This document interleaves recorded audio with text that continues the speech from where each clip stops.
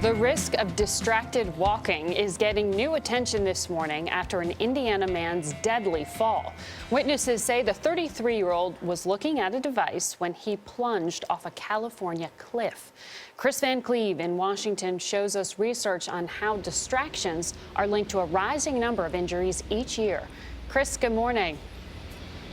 Good morning. Part of the danger here is where you're looking. When your head is down, looking at your phone, you have a very limited range of vision, so you may not see obstacles, particularly if it's slick out like it is here in Washington, until you're right up close. Take our producer here. You're almost right next to her before you see her if you're looking down.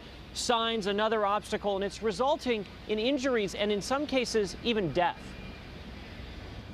In San Diego, investigators believe Joshua Burwell may have been trying to take a picture of the sunset when he took a fatal fall, some 40 feet off Sunset Cliffs onto the rocks below.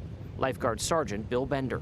He wasn't watching where he was walking, looking more down at the device. It's a tragic example of a growing problem. People distracted by their phones or other devices. In a recent study, 78% of Americans said distracted walking is a serious issue.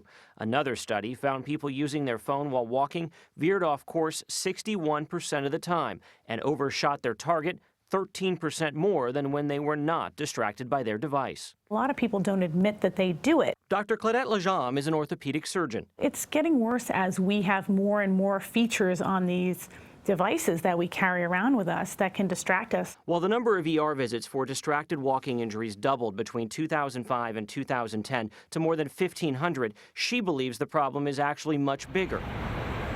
But it's not hard to spot on the street. Do you think the combination of texting and walking is a good, safe combo? No, absolutely not. Just like biking and texting, driving and texting. Researchers at Ohio State found millennials ages 21 to 25 are most likely to be injured, and the National Safety Council says nearly 80% of the injuries stem from falls, estimating more than half occur at home. But we found Kelly Davis working away on her phone as she walked to lunch. Kelly, have you ever had a moment where you've walked into something or fallen or? Oh, absolutely. I walked into one of the very short light posts. That had to hurt.